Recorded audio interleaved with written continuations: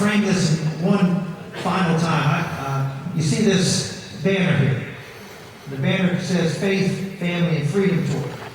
Well, people have said, and throughout this campaign, they said, well, you know, Rick, well, you might be able to do well in Iowa after I did well in Iowa. And they said, well, then, you might be able to do okay in South Carolina because you're the social conservative candidate. I said, well, where is my position different than anybody else in this race? I mean, everybody else in this race is pro-life. Everybody else in this race is against gay marriage and against embryonic stem cell research. Now, they haven't always held those positions. But they now say they believe them. So what makes me the social conservative candidate? Do you ever wonder that? I sometimes wonder that, because in all the debates, I get all the social conservative questions.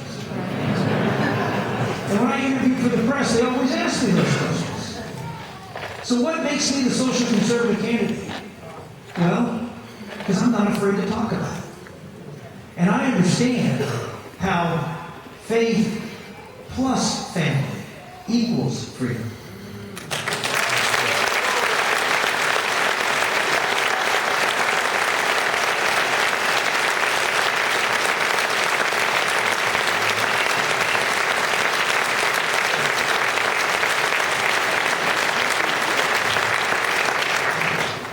I understand that you cannot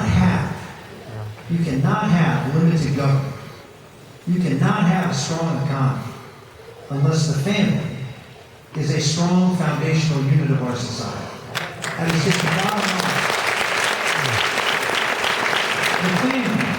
line. The term economy comes from the Greek word home.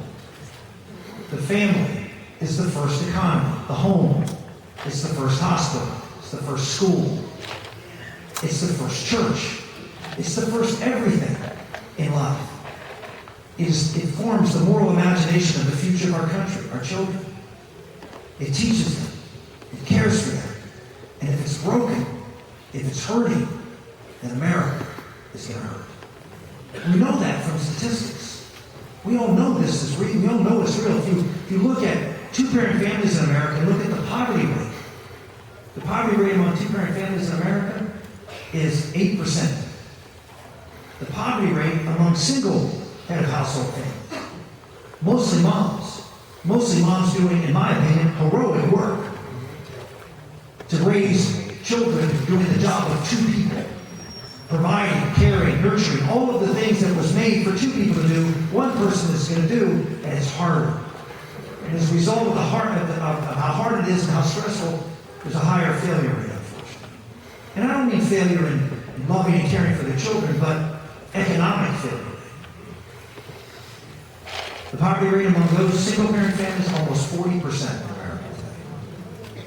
And so when they say, well, let's build a strong economy, and who cares about the social issues? Put those aside. Let's just cut taxes. If we don't do something to build strong families in America, then we are not going to have a strong economy. And we're not going to have the ability to have limited government. Why? Well, 40% of single-parent households are in poverty. Guess what helps people in poverty? Guess what's getting bigger when poverty goes higher?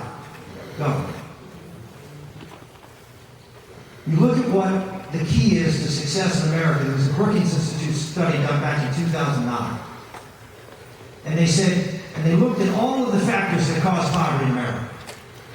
And they arrived at three things that if a person does in their life, if they can do these three things, they will not be in poverty. The three things: work, graduate from high school, not college, graduate from high school, and get married before you have children. If you do those three things, work, graduate from high school, and get married before you have children, the incidence of poverty in America is 2%. If you do those three things, the chance you will be above the median income in America is 77%. Everybody should go to college.